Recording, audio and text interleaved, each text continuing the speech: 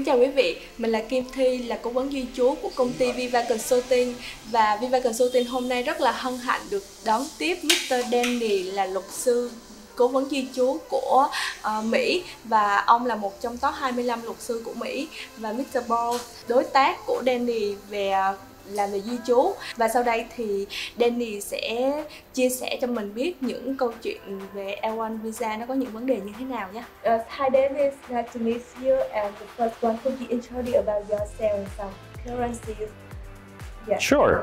Well, I'm very happy to be here with my business partner, Paul. My name is Danny Chen. I'm an immigration attorney in the United States. I am licensed in California, in New York, as well as Washington, D.C. And our clients range from families to international businesses to Fortune 500s. I've been in the legal industry for 10 years, and we're very happy to help a lot of families and a lot of businesses migrate to the U.S. I am also an instructor for a lot of immigration attorneys. What that means is I teach immigration attorneys how to do immigration cases. Oh yeah, and you can tell me some why immigrated to America? Yes, so the top reasons why people immigrate to the United States are a lot of reasons. The first one being education. Education is very important to the young people, and so for young families with children who would like to seek better education, the United States is usually the top choice. Also, it's the stability and the transparency of the laws over there. It allows people to very safely invest, very safely park their money there, and very safely start new lives and new businesses there in the U.S. And the U.S. is also the top economy in the world. It's an economic power. And so there are a lot of opportunities there for families and for businesses. So these are usually the typical reasons why people immigrate to the U.S. And let's not forget, the real estate in the United States is also very secure, very safe. And so that's why Paul and I work very closely to help families and to help businesses move to the United States. Yes. And it is difficult to immigrate to the United States. Well, is it difficult to immigrate to the United States? First and foremost, the U.S. is the most complicated system for immigration law. We have more than 150 different types of visas as well as green cards. So it's a very, very complex system. But at the same time, it is a system that is very transparent, and it is a system that if you have good planning, good strategy, you will be able to succeed, and you'll be able to anticipate the steps that follow so that you can successfully move your family, move your business, and move your new life to the United States. And who can we help to immigrate to the United States? Yes. So who can we help to immigrate to the United States? Well, this is a very wide range of people who we can help. Usually, we love to help families who are thinking about having their children immigrate to the United States for education. We help entrepreneurs who have businesses here in Vietnam who want to expand their business into the U.S. And we are also able to help international students who are already living and being educated in the U.S. to help them stay in the U.S. after they graduate. So it's a wide range of people who we can help. We're also able to help companies. Companies are based in Vietnam or based in Asia that want to expand into the U.S. and bring in to the U.S. their executives, their people with specialized skills from Vietnam to the U.S. So it's a wide spectrum of people who we can help. Yes, and moreover, I want to ask you about the L1 visa. Sure. Yes, and so what is the basic coincidence between the Vietnamese company and U.S. company, the investor, when they apply to L1 visa? Yes, so the L1 is a very popular option right now. The L1 is, in very basic term, it is a foreign company here in Vietnam that owns a company in the United States. So there needs to be a parent-child relationship between the Vietnamese company and the U.S. company. or it can be two companies that are owned by a mother company. So there can be a mother company that owns a Vietnamese company and at the same time that owns a US company. This is what we would call an associated cooperation. So it doesn't matter if it's a parent-child relationship or if it's an associated relationship. This is the very, very basic minimum. Now, also, the parent company here in Vietnam needs to show that it has the ability to invest and the ability to do business in the United States. Unfortunately, nothing in the law says what this ability means.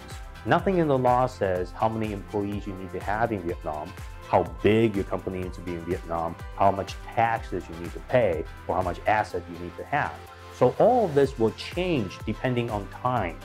Currently, right now, in early 2020, we recommend companies here in Vietnam to have a lot of employees in the tune of at least 50 or more. That's the ideal size. And for this company to be able to invest into the US. And that is the usual basic requirement right now in 2020 for successful L1 cases.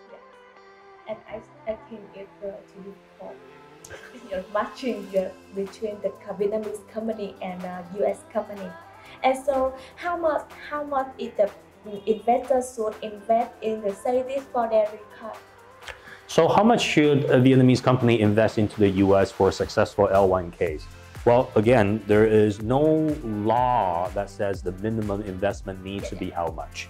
We recommend right now in the year 2020, we recommend that the initial investment for the L1 should be at least $300,000 US dollars or more. Now, $300,000, as Paul will tell you, it's actually a pretty small amount if you consider that you have to put in a substantial amount into the real estate portion of this investment. You may need an office, you may need a warehouse, you may need to purchase inventory, or you may need to import inventory into the US. So all this add up very quickly. 300,000 is what we recommend is the minimum. Yeah. And actually, Paul will have a recommend. Yes. So Paul, as you will tell you later, Paul works closely with a lot of resources that we have in the US to help find good locations for these companies. And more question for you. Do the investor need to show for immigration when they buy the company share in the US when they apply the L1 visa? Yes. So the question is, does the L1 visa holder need to work in the US company? Yeah. Okay. So to answer this question, one basic requirement of the L1 is the person who is doing the L1 must have at least 1 year of employment history in the Vietnamese company at a very high level. Okay? Once that person acquires that 1 year experience at home in Vietnam, the next requirement is the person should be a high-level executive in the US company. Now, the better question is, does the person need to be physically in the US? Does a person need to physically live in the US? The answer to that is no. The person doesn't actually need to live there because a lot of high-level executives don't actually stay in one place, right? They fly around, they're very important people. And so these high-level executives, there's no law that requires them to live and stay 365 days in the US. That means that the Vietnamese people want to invest in the US and they have to move to the US, they don't remove the Correct. There's no requirement for them to actually physically be in the US. That's good. That's great information. And so could you show me what is the difference when the investing in the start-up company and the company over 3 years? Okay, so there are two ways to do the L1. We already know it needs to be a Vietnamese company that has a subsidiary in the US. We already know that. Now, the subsidiary can be a brand new company that you start up. This brand new company needs to be younger than 12 months. So it's a brand new company that the Vietnamese company sets up. Now, there's the difference between a brand new company versus if you were to acquire, meaning if the Vietnamese company were to buy a US company, then we would recommend buying a company that has at least 3 years of history. So what is the difference? If today it is a startup, meaning it's a brand new company in the US, the L1 visa is only good for 12 months. Yeah. That's it. But if today you invest into a company that has been in existence and that has been operational for a while, then the initial L1 is actually for 2 years. Okay? So these are the subtle differences. We recommend that if the Vietnamese company is very confident about their growth in the US, then they can do the startup. That's no problem. But if the ultimate goal is to get the green card as soon as possible, then the best option may be to look at a mature company in the US to acquire. That will help them speed up the green card process. Yeah. I see. Thank you. And so, as I know, the customer often view a nail salon in the US is only from 70,000 to 110,000 US dollar in US dollar to apply to L1 visa, and it is reasonable or not? And do you give me some advice for customer when they invest for this business model? Yes. So your question is, can someone invest a very small amount? Yeah. 70,000 to maybe 110,000 to buy a very small business in the US in order to acquire the L1 or later get the green card. If you asked me this question 10 years ago, the answer would be yes. But we're not 10 years ago, right? We're in 2020.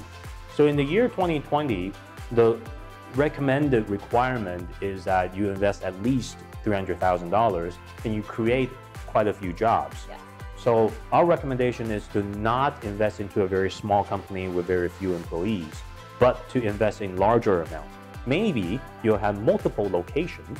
So instead of just one salon, you may have 5 or 6 salons, and that would be fine.